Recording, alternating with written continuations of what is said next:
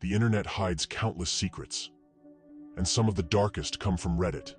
Tonight, we'll descend into the shadows together, exploring 10 short horror stories that will make you question every creak in the floorboards and every shadow in the corner of your room. Welcome to Echo Stories. Let's begin. Story 1. I was 16 and woke up in the middle of the night to seeing my clothes being rustled about in my doorway. After washing my clothes, I like to hang dry them on my doorframe. I notice some really gray, veiny-looking legs, and then I see these really long, pointed sticks moving through my clothes.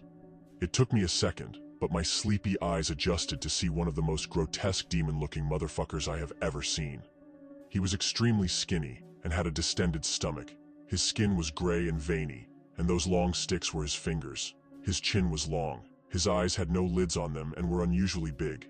His tiny mouth was in a pucker and moved like he was eating an imaginary lollipop. His hunchback looked as though it tore out of the strange hospital gown he was wearing. He just stared at me, and I tried to scream my grandmother awake, who was sharing a room with me for the weekend. He wouldn't stop staring, and I stared back and tried to shake my grandmother awake. I started noticing other things about him, like how large and cone-like his head was, and how hairless and shriveled he looked as he stood still, surprised I could see him. My grandmother woke up, looked towards the door, and he was gone. In the weeks leading to this encounter, I had been experiencing strange things in my house, like my bedroom door slamming and locking on its own.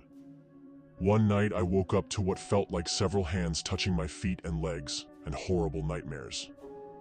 After the experience with this strange gray man, I told my parents, and they had my room exorcised. IDK. If an exorcism really made those horrible things stop or gave me peace of mind from things I was manifesting myself. All I know is I don't experience those things anymore, and I'll never sleep with a door open again. Story 2. Okay, this is 100% true. I'm 23 now, and this happened about 10 years ago, so I was probably 13 or 14. Anyway, I used to skate all the time with my friends Tim and Brandon. One day, we got done skating and we decided to go to 7-Eleven to get some food and drinks before we went home. Remember, I was only 13 or 14, so we weren't driving. We had skated to the 7-Eleven and were planning on skating back home. Anyway, we buy our drinks and we left the store. We walked to the parking lot's exit and prepared to cross the highway. It's not a busy highway since it's a small town. While we waited for the traffic light to turn red so that we could cross, I looked behind me at the 7-Eleven gas pumps. I noticed a 40 to 50-year-old man pumping gas into his white truck.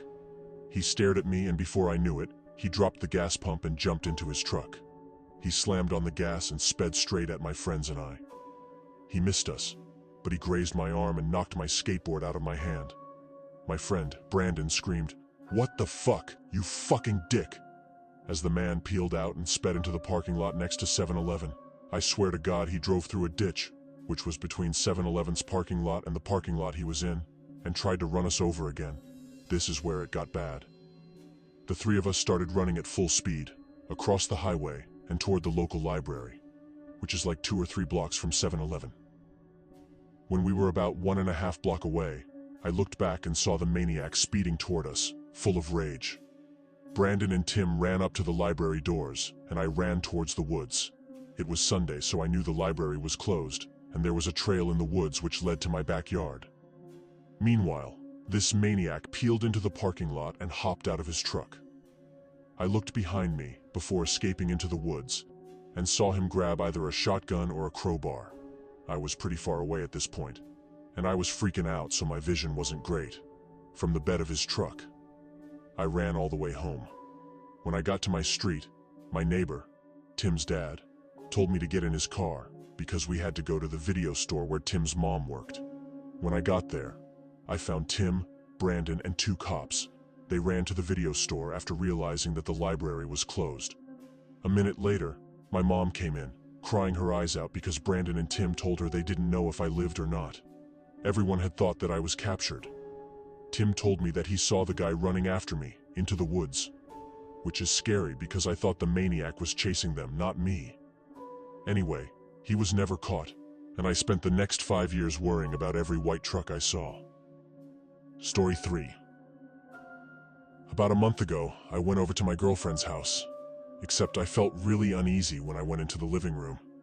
Turns out, they replaced a china cabinet with one of her grandmothers, whom passed away a few months back. Her grandmother was bedridden in the hospital, and I've ever gotten to meet her. I felt uneasy the whole time. Being around her grandmother's furniture made me so anxious and almost sad. When I told her, she said it was probably nothing. She went to the bathroom. When I went over to the cabinet, which was about 6 feet tall and made out of dark wood, it had 2 doors on the side, glass up front, and a mirror at the back. I was looking at the teacups and small baby dolls when I could swear I saw someone in the mirror behind me. Just a silhouette. I called out to my girlfriend, but as I did, I heard a shrill screech from the bathroom. I start pounding on the door, and it opens. She was sitting on the floor, crying.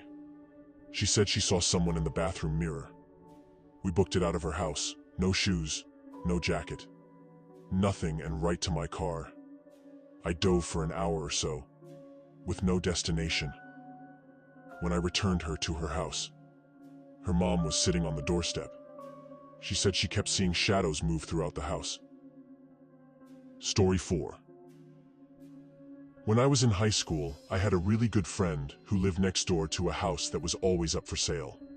People would move out in the middle of the night without a word, and it hadn't had the same owner for more than 6 months straight for a couple of years. One night we were really bored and he suggested we go explore the house next door, since it had sat empty for a while. We go around back and there's a dog door that he can crawl through, and he unlocks the door and lets me in. The house itself is really unremarkable. It looked like it was built in maybe the 1950s, and was a craftsman-style house in an older, nicer part of town. My friend's house was similarly built. The kitchen had a really nice built-in breakfast table set against a picture window. The house's electricity was off, but you could see the streetlight through the window. My friend and I sit down on the floor across from this table and are just hanging out, talking. Why? Who knows? All of a sudden my friend screams, and in that instant, my vision goes black. But it wasn't that I just couldn't see. My body was engulfed in this sickly coldness from head to toe. I start screaming and I feel my friend's hand grabbing mine and pulling me in some direction forcefully. My vision slowly comes back and I start to warm up when I realize that we're outside under the streetlight. It was December and should have been much warmer inside of that house. Finally, I look at my friend and he looks scared. I'm really confused and kind of panicked myself, and finally ask him what happened. He says that as I was talking, a black thing, this figure that was all black and only had the vague shape of a girl, crawled out from under the table and sat on top of me. Apparently I started groping around with my eyes wide open like I couldn't see, and he was so freaked out he pulled me out of the house. We're still friends and we bring it up every now and then, but the story itself never changes and it still sends chills down my spine. To this day, I've never felt such blackness or coldness in my life. It was palpable, almost sticky. For a couple of days afterward, I couldn't shake this unsettling feeling, and I could never walk past that house again. Story 5. My grandmother swore by this story till her dying day. It was during the war in London, and my dad was a baby. She was bombed out of her house and was staying with a friend. The friend had set her up in a room on the top floor. Anyway, she was taking my dad upstairs to bed when a figure materialized on the stairs, telling her not to sleep in that room tonight. She noped back downstairs and told her friend that she and my dad were sleeping in the sitting room that night. Her friend was annoyed but agreed. That night, a bomb exploded near the house and the roof caved in, right on top of my dad's cot. If it weren't for that figure, he would have been killed. Story 6. Okay, so this happened to me last summer when I was back at my parents' house during the holidays. It was around 3 a.m., and I was in my room on my computer when I got a call from my sister. Now, that was already a little bit weird since my sister's room is just down the hallway from mine and she could have just came in my room. I went to pick up and the call ended as soon as I reached the phone. I figured that she wanted to speak with me, so I got up and went to her room. As soon as I reached her door, she started screaming that someone was in the room with her, so I busted in, and of course nobody was here. After she stopped crying, she told me that she woke up and saw a dark shadow just centimeters from her face, and that's when she screamed. So I told her that she called me. She told me that her phone is not in her room and that she was sleeping. Sure enough, her phone is actually downstairs in her purse. The weird part is that I have the log of her call on my phone, but she doesn't. Never managed to explain this one. Story 7. My house sits farther back in the lot than most other houses. It is a strange layout as well. The sidewalk runs the length of the living room and ends at the front porch, which lets into the living room. Large windows that do not open allow great light to get into the living room, but at the cost of no privacy. The rest of my family was on vacation, and having the house to myself, I decided I would get smashed.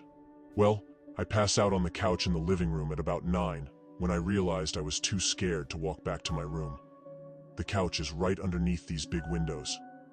I woke up suddenly, not knowing why. I had a severe case of the chills, and I could not figure out why. Then the banging started. It came from right above me. I did not move, but I opened my eyes and looked up at the window. Someone was standing there, pounding on the glass. Without moving, I looked at the cable box. It was around 3 in the morning. The banging continues. Then it stopped suddenly, but I still did not move. Suddenly it commences again, coming from 2 different directions now. Someone is banging on the window, and another person is banging on the front door. They kept doing it, would not go away. Finally, after about 40 minutes, they quit. It was the most terrifying event I can recall at the moment. It made me a nervous wreck after that. I called a friend the next day to see if he would come over and stay for the rest of the week, and his response was, "What the fuck for? So that we can both be murdered in our sleep? Thanks a lot, asshole." Story 8. About 2 years ago, I was driving home from a family reunion pretty late at night, and the drive was about 2 hours. I didn't stay the night because I had to be back for work the following day. Most of the drive was on roads with dense bushes and trees on either side, the real creepy ones you see a lot in movies. Anyway, I had been driving about 45 minutes and I was starting to get really tired. You know how sometimes you just suddenly become really tired, out of nowhere? Well, yeah, that happened to me. I knew I wasn't going to last, but I didn't come across any place that I felt I could park and safely sleep. Anyway, after it became clear to me that I wasn't going to find a place to pull up, and my tiredness wasn't going away, I did something very questionable. I pulled over to the side of the road onto the grass, behind some bushes, to try and hide my car from anybody else who was going to come past. The roads weren't empty. I came across another car every few minutes or so. I made a mental note that the time was 11:22, and then fell asleep. Sometime later, I was awoken by a scratching sound. I looked at the clock.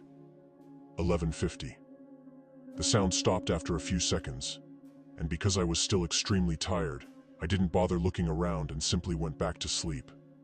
I was later awoken by the same sound, and it was now 12:40. This time, it really freaked me out because the sound didn't stop. The thought ran across my mind that it was just an animal inspecting the car, but why would it return almost an hour after it had left the previous time? I looked in my rearview mirror and just managed to catch a glimpse of something running away into the forest. Now, at the time, I thought it was the damn hook killer. You know, the one that scratched that couple's car and then slaughtered the guy when he got out to investigate? Fuck that, I thought to myself, so I got the hell out of there. There was a bend no more than 100 yards up the road, and as I came around it, there was a fucking car, parked off to the side of the road with the driver's side door opened. I slowed down just to look to see if anyone was in there. There wasn't. Then I looked in my rearview mirror. I didn't see anything, and all of a sudden, this guy comes sprinting around the corner. He starts screaming at me, shouting stuff like, "Hey! Hey you! Get the fuck out of your car! Now!" I noped the fuck out of there and sped off. I never saw the guy again. Moral of the story, don't fucking sleep on the side of a deserted road. Story 9. A few years ago I was walking through the woods off the beaten track a bit and I smelt this really overpowering sweet smell. Being nosy, I pulled back the undergrowth to have a look and found a dead body. The guy had clearly been there a while and wasn't looking great, all swollen and green and black with various runny bits. The local wildlife had also been dining well for a few days. I called the police, who told me to wait with the body until they arrived. Being in the middle of nowhere, it took a while for them to arrive and it got dark, and I was just sat there in the dark with him for a long time. It turned out he had committed suicide. For a long time afterwards I had dreams about him. and he would talk to me and not nice things. Mainly about how he was angry I had disturbed his resting place, and he wanted me to kill myself. Probably just my imagination, but all pretty disturbing at the time. He still turns up in my dreams from time to time, and no doubt will be tonight after typing this. Final story. I had awesome parents who let me sleep in the living room on weekend nights when I was very young, because my sister was a light sleeper, and I could stay up until dawn. But of course, I always end up sleeping on the couch because watching TV made me tired. So, one night I wake up to the prickly feeling, like an instinct, just bolted into a sitting position and stared out the front window. We lived in rural Georgia, so you can imagine the magnitude of trees. In perfect light cast from the moon, I see a silhouette of someone in this fucking tree. The family dog dashes to the window and is snarling into the glass. Terrified, I run into my parents' room and try to explain to my parents that there is a strange person outside. Dad grabs something defensive and darts outside with the dogs to beat the wax off the hot head. I tremble in Mama's arms until Dad comes home and says he saw no one and to go to bed. I decide to sleep in my regular bedroom. I fill in my sister in as to what happened. Dad is making regular rounds in the house with a cup of coffee. After a while, I finally think, I can sleep. Nope. I notice the man outside my window. From what I can see in the moonlight, he gives me a shush signal and runs away. Just turns around to run a straight line away. I swear I couldn't stop crying for what felt like hours. The stories may end here, but the echoes remain. If you want more horrors from the shadows, don't forget to subscribe before the lights go out.